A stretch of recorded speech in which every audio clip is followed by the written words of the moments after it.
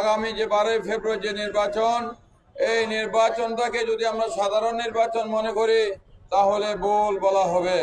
এই নির্বাচনটা হবে বাংলাদেশের গণতান্ত্রিক উত্তরণের একটি গুরুত্বপূর্ণ মাইল ফলক।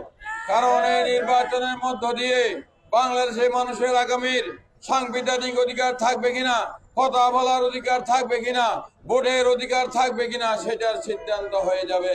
কাজেই আগামী নির্বাচনে যে উৎসব মুখর পরিবেশ আমরা নির্বাচন আশা করছি, যেভাবে বিগত সরকার নির্বাচনকে আতঙ্কের বিষয়ে পরিণত করেছিল, আজকে আবারও মানুষের স্বপ্নের সেই আনন্দের উৎসবের ভোটের সময় এসেছে। ইনশাল্লাহ আমরা আমাদের পরিবার পরিজন ভাই বোন সবাইকে নিয়ে ভোট কেন্দ্রে যাব, ভোট দেব এবং ধানের শীষের বিজয় নিশ্চিত করব।